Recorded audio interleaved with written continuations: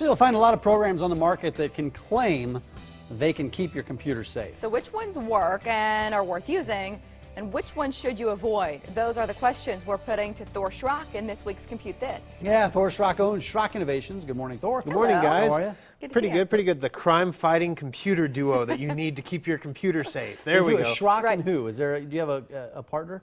Crime-fighting partner? Schrock You know, and... there's so many superhero jokes here for a guy named Thor. I'm just going to let that go, okay? It is You a know, great The other name. day, I was at Hy-Vee, and the girl behind the counter, she was a few crayons short of a full box, I think. She just wasn't quite with it. And she said, Thor, that's such a cool name. Is that your real name? I'm like, it's on my credit card. Yeah, that's my name. And how'd your parents get you that name? And I said, oh, well, you know, my mom wanted to name me Clark Kent, but my dad thought that was kind of a silly idea. Really?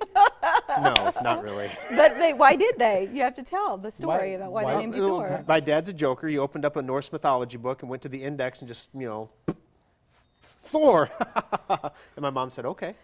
Is that true? And she said, what?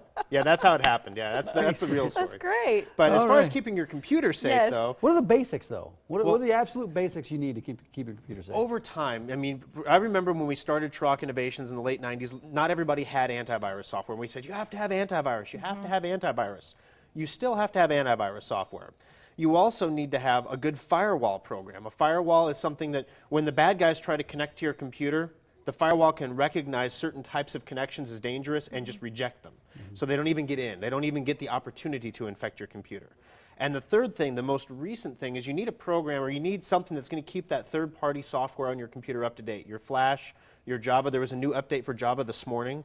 There was one 3 days before that. So if you just updated your Java a few days ago, you got to do it again. But how do you, unless you're, you know, a computer guy named Thor, you know, how do you know? superhero. Yeah, So what's superhero computer guy. How do you know? What's the easiest way to do it?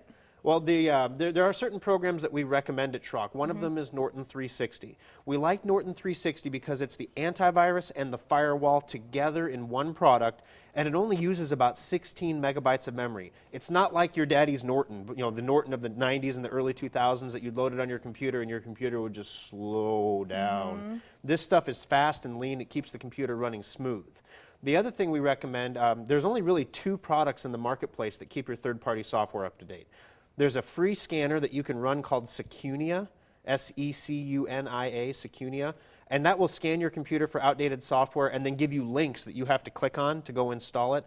Last time we tested the software, it was plagued by false positives. We talked about it one week on the radio show. A bunch of people used it, and then they updated their software, and then they scanned again, and it said the same software was out of date. So it's free, but there's really not a guaranteed value on it. Exactly. Yeah. And they have a paid version you can go with too. But the other one is Secure Updater. And there's a free download. You can install that for free for 14 days and try it out. So if you haven't installed Secure Updater, there are zero false positives. It is 100% accurate. You install it on the computer, and the average person is going to have between 9 and 12 programs out of date.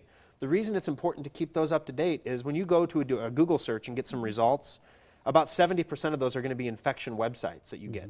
So you click on a result. And 70%? yeah, 70%. You click on a result, especially if you're searching for something like, you know, Affordable Care Act or immigration bill or something that's current and trending in the news, Snowden, you know, anything Yeah, like that. right. You're going to get a lot of pages that have infection script on them. So if your Java is out of date and you just load that web page, a little script runs in the background. It's called clickjacking, kind of like carjacking except with a computer. You don't know what's happening. It just happens right in the background, and all of a sudden your computer is sending out a beacon saying, come infect me. Wow. Yeah, Wow. it's not And fun. So that's the dangers of not updating. What other programs do you have to be concerned about? I mean, Java is one of the main ones Yeah. where you got to download the updates. What other ones? The big ones are Java and Flash. Those are the two you have to handle. Next on the list would probably be the Adobe Reader program. A lot of people underestimate the value of keeping your Adobe Reader up to date, especially during tax season and things like that, because a lot of PDFs are flying around. If you don't have an up-to-date Adobe Reader, it's possible to have an infected Adobe document show up on your desktop from email. You click on it to open it because you think it's from your accountant, but it's really infecting your computer. Now, if you have Norton, that's one filter. If you have a firewall, that's another filter. If you have Secure Updater, even if you go to the attack websites, they'll say you're up to date, so we can't attack you. So Which brings Secure- up another question. Don't download any attachments unless you know exactly who they're from. Most modern computers now download them all automatically. You So don't have to decide anymore. You mentioned Secure Updater is free the first few weeks. What's the cost after that if you decide you want to keep it? The initial purchase is right around $49.99 for Secure Updater For how long? for 1 year. Okay. And then after that, it's about $25 a year to renew. It comes out to be about $2 a month. So we're looking at information here at SchrockInnovations.com, 3 locations. Is there a separate website for Secure Updater that you'd send our viewers to? Yeah, for Secure Updater, you can go to secureupdater.com. There's Okay. also a link from Schrock Innovations there you can check out as well. Great. Making life easy on us, Thor. Good stuff, Phil. Thank you for sharing the story of your name as well. That's Thanks, fun. guys. We appreciate